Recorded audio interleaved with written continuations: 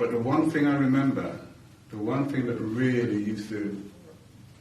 I used to love, is when the travellers came through. Because I love poetry and storytelling, and they would sit around the fire and tell stories. And I remember people telling me, don't hang out with the gypsies and the tinkers and all these words that they used to use for them. And I used to go, they're really nice. And I used to really, this may be politically incorrect, right, but I was a kid at the time, but I used to love their girls. These girls had scars, you know what I mean, they'd fight, you know what I mean, they weren't like kind of really soft girls, or these girls were like rugged, you know, and they had poetry and songs. And at the time I didn't understand who was who, but thinking back now, I do remember some Irish travellers, and I do remember some Romani. I remember some people whose music was kind of closer to Indian.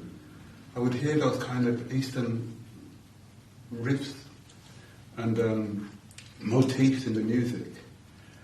And then the Irish were full of stories about characters back in Ireland and stuff like that. And I didn't know about, I mean, I went to school and I didn't know anything about Irish history. I didn't know how names had been changed, and I didn't know about what the British did in Ireland. I knew what the British did in Jamaica.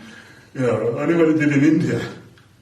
I didn't know about Ireland. So sitting around the fires with these people and just talking, and they fix things as well. You know, bring my bike and they fix it, you know, but I wouldn't have to take it to a shop. So I loved these people, and it was just the poetry and the way of life that I really admired. And I think there's something really deep going on here, apart from the racism aspect of it. I think there's a societal thing.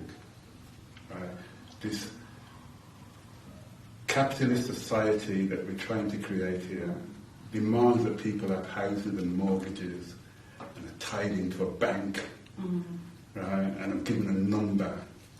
And they don't like when people, when they travel.